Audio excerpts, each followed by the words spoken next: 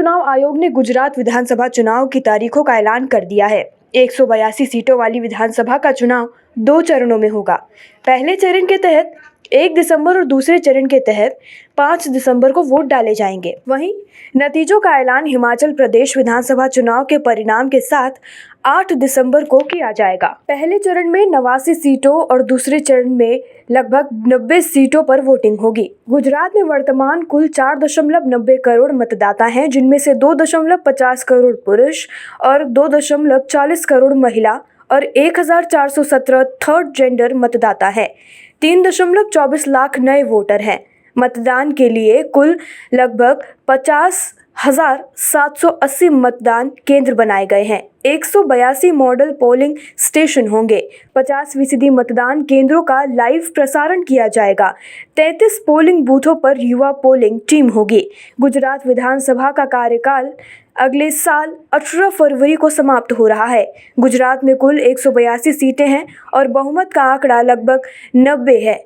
182 में से 13 विधानसभा क्षेत्र अनुसूचित जाति के प्रत्याशियों के लिए आरक्षित है तथा 27 विधानसभा सीटें अनुसूचित जनजाति के उम्मीदवारों के लिए आरक्षित रखी गई हैं। गुजरात की 14वीं विधानसभा के लिए वर्ष 2017 में हुए चुनाव में भारतीय जनता पार्टी को 99 सीटों पर जीत हासिल हुई थी और वर्ष 1995 से सत्ता में बैठी पार्टी को नई सरकार बनाने में कोई दिक्कत नहीं आई थी। उस समय राज्य में प्रमुख विपक्षी कांग्रेस को भी 77 सीटों पर जीत मिली थी तथा अन्य के खाते में 6 सीटें आई थी। आज की तारीख में गुजरात विधानसभा में बीजेपी के 111 सदस्य हैं, जबकि कांग्रेस सदस्यों की तादाद लगभग 60 रह गई है। 2 सीटों पर बीटीपी के विधायक हैं तथा 1 सीट पर राष्ट्रवादी कांग्रेस पार्टी यानी एनसीपी और 1 सीट पर निर्दलीय विधायक का कब्जा है। राज्य में 5 विधानसभा सीटें रिक्त हैं।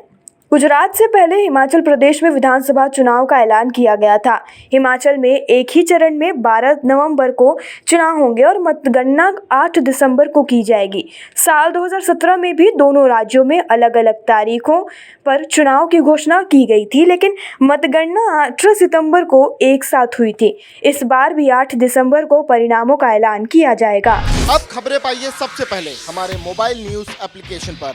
एंड्रॉइड या iOS प्लेटफॉर्म पर जाइए, HW न्यूज नेटवर्क को सर्च कीजिए, डाउनलोड कीजिए और अपनी सुविधानुसार भाषा का चयन कीजिए। खबरों की भीड़ में अपने काम की खबर पाते रहिए।